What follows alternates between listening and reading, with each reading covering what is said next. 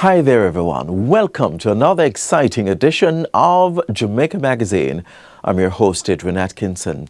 Mahatma Gandhi said, "You must be the change that you wish to see in the world." And that could never be truer. That quote is a reminder that real change starts with us, whether it's in how we show up for others, how we lead, or how we choose to grow. It all begins from within.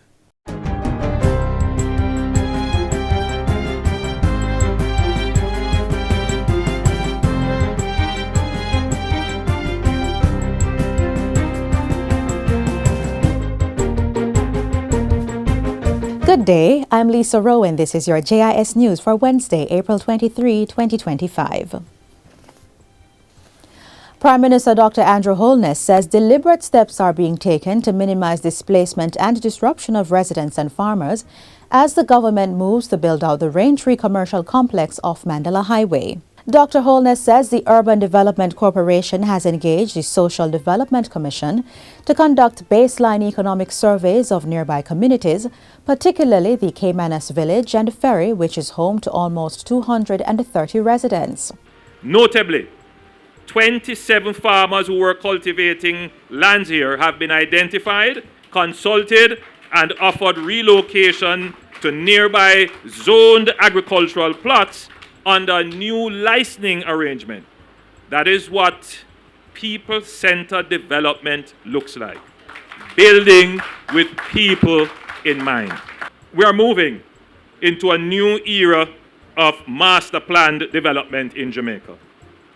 No more chaka-chaka development. Dr. Holness has given the charge to the UDC to make lands available for industrial agriculture. Because it's nice flat land that can easily be automated, and because it is close to the large Kingston market, it could do very well. So some of it will be reserved for agricultural use. The Prime Minister says the Raintree project sets a new standard for future development, which is thoughtful, responsible, and has a clear vision. In the meantime, Dr. Holness has issued a strong warning that no form of extortion will be tolerated on the development site of the Raintree commercial complex. The Prime Minister reiterated the position, which was also taken for the construction of the new wing at the Spanish Town Hospital, to have members of the JDF team deployed to secure the site. If we allow that to take root at the beginning of the construction, then we would have given up the sovereign control of the state over the development and set the basis on which things like extortion would reign. So for those criminals listening, for those dons listening, for those who feel that they have control over this area, try it and see.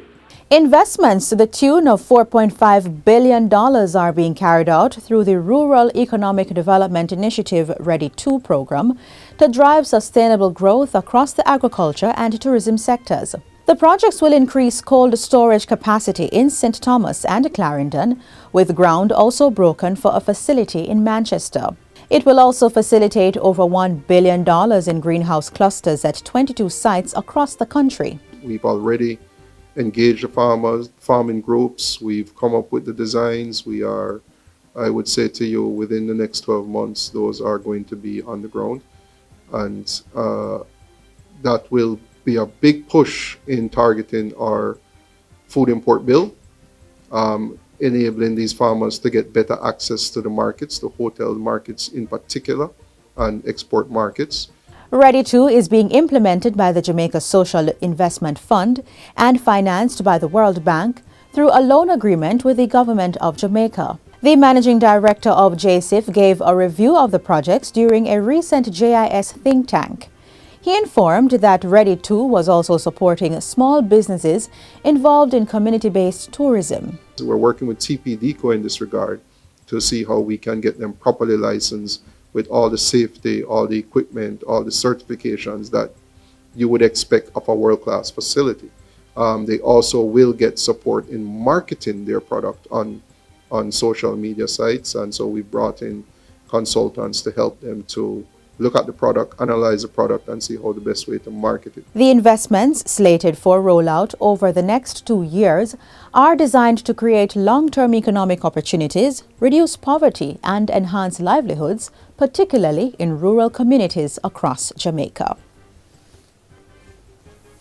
Farmers in Mendestown in Limetree, South Trelawney, now have a reliable route to transport their produce following the rehabilitation of the farm road. It was officially opened by the Minister of Agriculture, Fisheries and Mining, Floyd Green, recently. The project was completed at a cost of $140 million through funding by the Caribbean Development Bank, CDB, with community members contributing $4.9 million.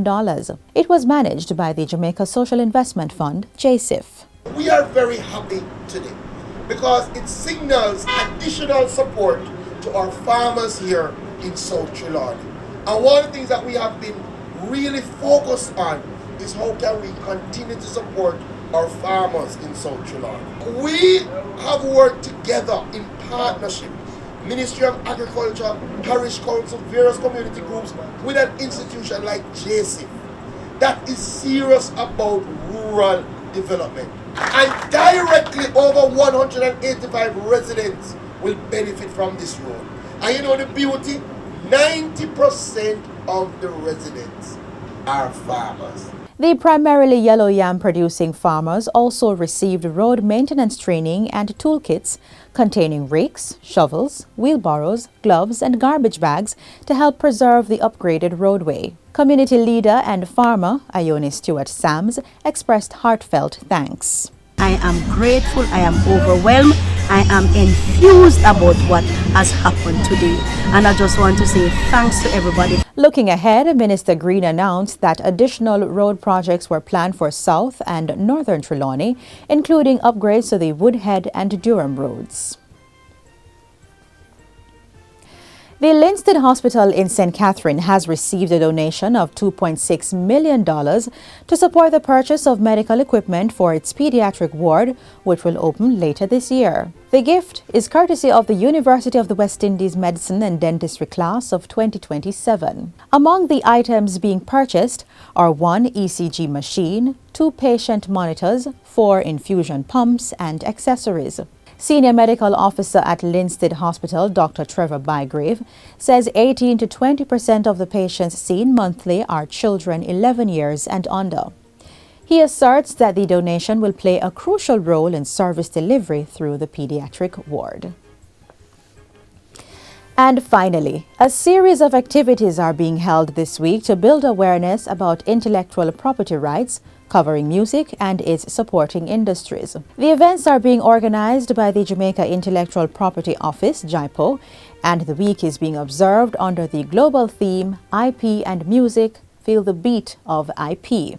So if you think of a music festival and all of the vendors around the event, they're selling all sorts of things from food to jewelry to bedding. All of those cover the range of intellectual property.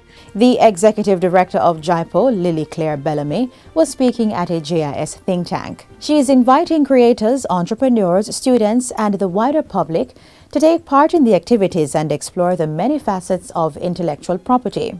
The flagship event is this Friday at Emancipation Park in Kingston, where JCAP, Jam Copy, and JAMS will be on site to answer questions, provide best practices, and offer guidance on managing and protecting intellectual property. On Friday, the 25th of April, all roads lead to Emancipation Park, where we'll be hosting a mini business expo along with a concert.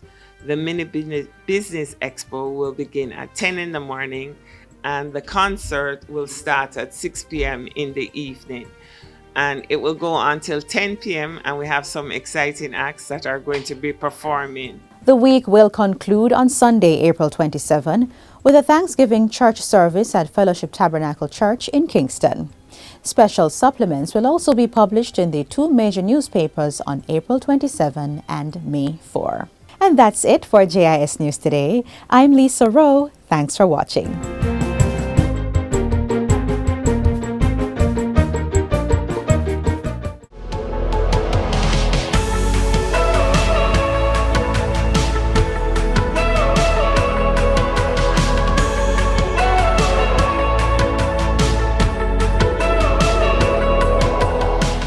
The upcoming feature looks at how the agency charged with executing government's plans for the education sector, the National Education Trust, is carrying out its duties.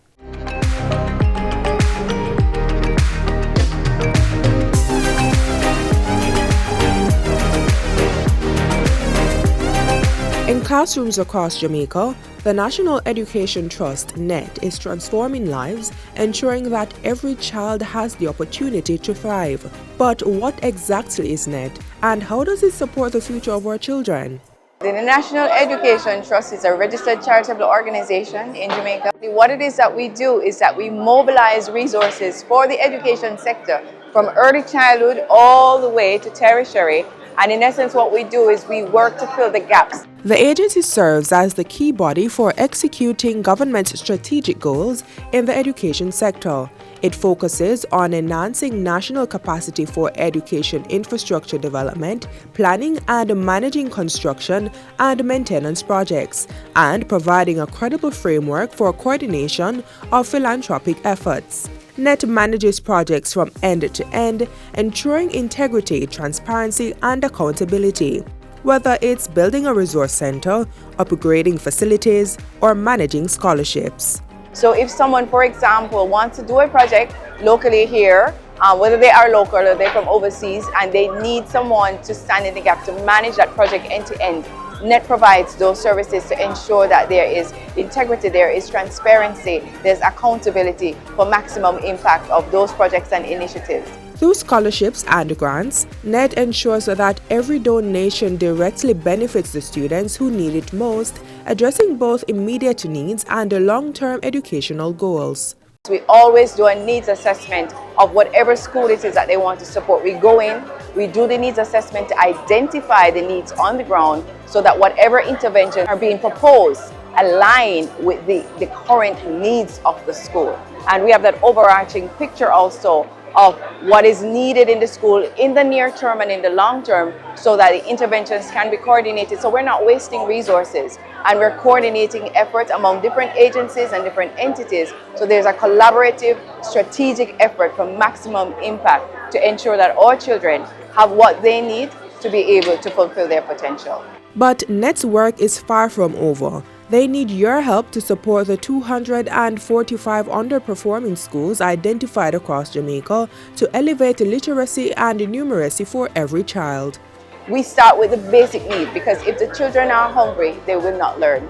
And so you do have kids in school that are absent on a regular basis and maybe on an infrequent basis because they don't have food or they might not be able to afford a transportation to get to school, those who have to take public transport. And we want to make sure that we are removing the barriers that keep them out of school or out of school regularly so they are present to learn. When we invest in our children, we invest in our future.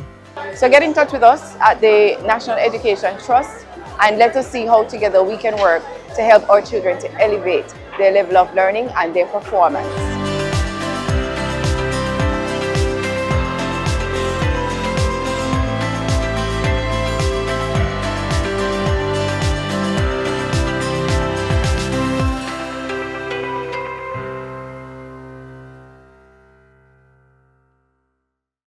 Read a book, magazine, newspaper. Read a book right now or later. Read a book for the higher education.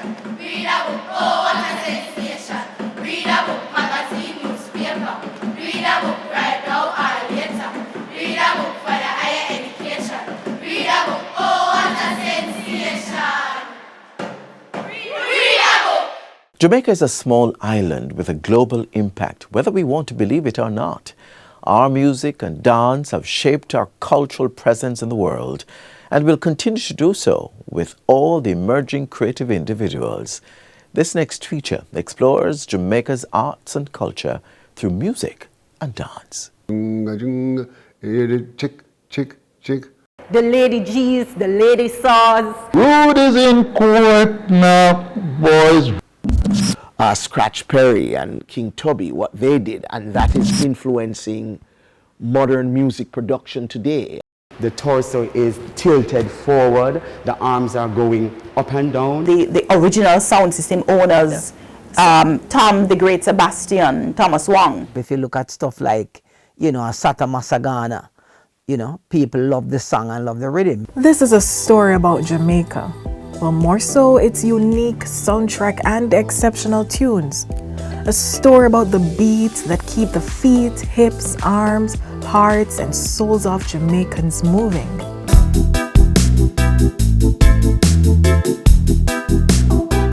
Modern Jamaican music can trace its origin to the sound system.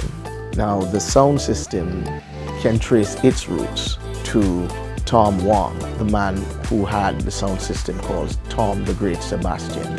After that, people like Arthur Duke Reid and Clement Sir Coxsone Dodd decided that they were making their entry into the sound system business. The mood in America, where they were getting the music from, shifted, and the sound system operators decided that they needed to find a way of getting exclusive music, and one of the ways they thought they could do so was to create their own, and that's how ska was born.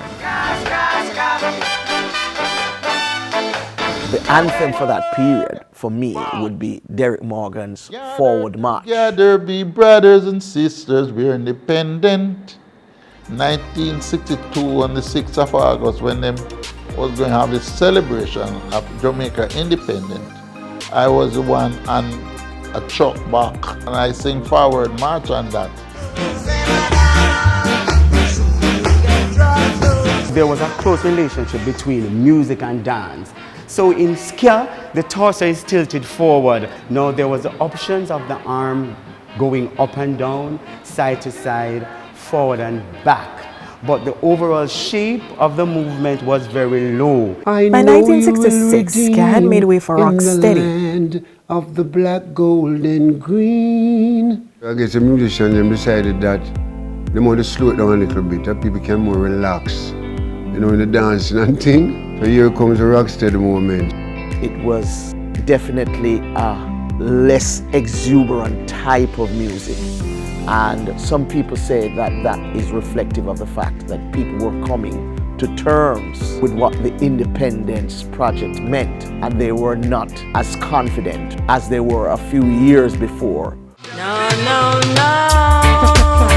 So the movement was always coming back to center because you are taking control of your space. So it is an undisturbed, cool, the rude boy thing. It was soon the late 1960s, and what continued as a demonstration of our ingenuity and innovation, as well as a reflection of our souls as Jamaicans, was the evolution of rocksteady to reggae. Sold died to the merchant ships. So reggae comes along at a point when Jamaica is now mature in the development of indigenous music. And reggae becomes message music influenced by Rastafari's ideological positioning. This is why the Bob Marley is so successful, the Burning Spears and a whole lot of people, because the message of the music resonated internationally with the struggles of poorer people. When we got into the reggae era, we got a lot more of the movement that we would find at the Bobo camps, at the Nyabingi 12 tribe sessions, a lot of swing, the head nods, and a lot more of that religious reverence. At the turn of the late 1970s, a new beat was formed, one that would share the stage with reggae. And me, she want, see how me cute. So the dancehall was a space, and then it moved to become a genre. So then everybody, women and men, dance close together and dance and rub-a-dub. Dancehall, of course, completely in an ethnomusicological context, different because you're getting staccato rhythms now, a faster paced beat. But dancehall emerges as Jamaica's premier street theatre. Dancehall and the rise and the growth of dancehall music came about when Steely and Clevie came on the scene and started digitizing the music. Right along with that came the movements, of course. Bogle, dance created by Gerald Bogle-Levy. In 1992, you had World Dance, which followed up, and so many others. We went on to see the Butterfly, the Tati, the Prang, a host of dancehall movements. Dance doesn't operate in a vacuum, so it's intrinsically linked to music. But no musical genre developed after the 1960s isn't influenced by Jamaican music.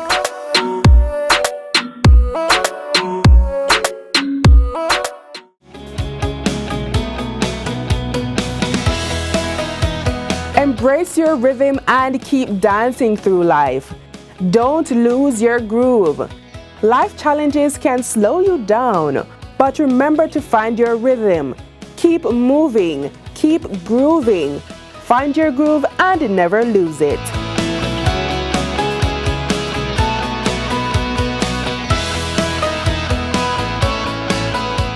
Many on the local scene might not know her yet, but this young trailblazing reggae artiste by the name of Khalia has a lot to say.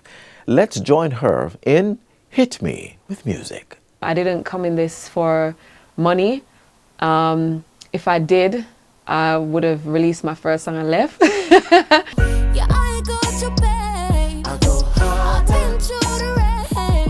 No fraud. What I did to gain. There have been days I nearly didn't make it. So I go for my goals. Country girl Khalia is not afraid to let her fans know of her hard work. In fact, it's a badge of honor for her. Yeah, I was grinding on the low. You know me not stop, cause me a grow. Never bleach, but me a glow like whoa. Soon buy a piece of land and build my own shop. A long time me day I work and save. And no storm and hurricane I brave. Cup soup in my microwave. Holy but tears and time I gave to this. Talking to the Westmoreland native, you will hear a bit of Cockney, but that's due to her Londonian upbringing. I did migrate with my mom when I was about 6. But you know, so I always come back summer holidays. Up until the age of like 19, 20, I'd never been to any other country but Jamaica. It was also at a tender age that the singer knew she wanted to be in the spotlight. I always wanted to, you know, perform, whether it was singing or dancing. I'm not so good at dancing, but acting as well and just being on stage. Not quite settled on becoming a professional vocalist, the youngster still wanted to get into the studio. Thanks to a UK-based company called Urban Development, she did just that. They ran these projects for school children at the time, and they basically had us build a record label and put on a show at the end of the project. So that was the first time I stepped into a studio. It was the first time I understood how the music industry worked, and so it gave me more confidence to say, okay, now I know how to do what I want to do. She started recording music officially at the age of 15, but would still need that push to make it into the big leagues. That, of course, would take someone with an umpire status. I bumped into Shaggy while I was in Miami, and I decided to build up the courage to approach him and just ask him, can I send you some of my music?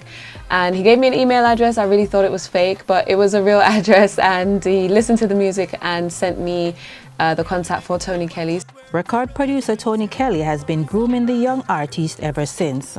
But while overseas reception was growing, the birthplace of reggae still didn't know the singer. As it turns out, getting to know Khalia was pretty easy. So the art is 7 years long. In them say experience me not have man that no fair man. Jano, give me a blind man. Easy up to find a gun when work is like a diamond. Kababati and nothing new. See my mother works hard for make a pot of stew. So when you see me, I'm a pop up at the interview. Just know a good clean life me a try for sale. So easy make me go. A lot of people have been in that position where they've been to university and, you know, they spend all this money, they spend all this time, they get the degree, and then they go to apply for the job and they're like, well, no, because you don't have the experience or you don't know certain people. So yeah, that frustration I definitely feel for myself, and I think other people felt it, so that's why it connects. Life Living at the ghetto, put your shelter over safety. Everywhere you walk up, bad news. If I don't leave, then I will never get a grand view. The law is less cause nobody no follow no rules. But the ghetto teach you life, no get it confused. It was probably one of the first songs I'd written and actually put out that was very vulnerable for me. It was really about feeling like you're putting in so much work and energy and just not getting to where you want to be, and just feeling frustrated but at the same time hopeful because you're never going to give up. She confesses that while her music is rooted in reggae, her influences stem from a melting pot of genres that has led to the performer she is today. Growing up in London, there's a lot of Jamaicans in London, so you know, you're always really their yard. So of course I would still be up to date with what's happening in Jamaica with the reggae, with the dancehall, but you know, grime was big when I was growing up, and house music, funky house music. When it comes to collaborations, the singer had a full circle moment with Shaggy and a moment in time with the lyricist Tanya Stevens, but she still has her eyes on some other big names. I'd love to work with people like Samorii, Rasai, Savannah. Trying to think off the top of my head. Yeah, those are some of the artists that, you know, I think that we would do great music together. Music that flow from the cathartic stream of her own experiences or that of friends and family members. If the story is compelling, Khalia wants to share it. Like I did with Waiting on You, I wrote about, you know, a man that I really liked at the time. If you ask me for marriage, I will certainly say I do. Got this I love it, no average. Every day is a honeymoon. And with Easy, that beginning line, it's really my mother's experience. 30 hard for 7 years long. Then them say experience you know have, and that no fair, man. Jano. While Easy has a militant anthem, Khalia is very much a lover, something that shines through her first EP. So how does she keep that balance? I think for me, reggae music has always been rebel music. It's always been music for a cause. So I do intentionally think about that when I am creating music. But at the same time, I do create music for myself because I love music. So I still have to stay true to me. Stay True is the name of my EP, by the way. I still have to stay true to myself as well. And obviously remember that I have had influences from so many spaces and so many genres. So yeah, but I definitely have to stay true to the reggae as well, because foundation is important, and the foundation is music with a cause. Khalia is presently working on her debut album and is also eyeing her European tour coming up this summer. It's all very exciting. I'm excited to be a part of this new wave of reggae, because I feel like it's been a while since we've had like an insurgence of so many great artists coming up like all at once. So it's exciting for me.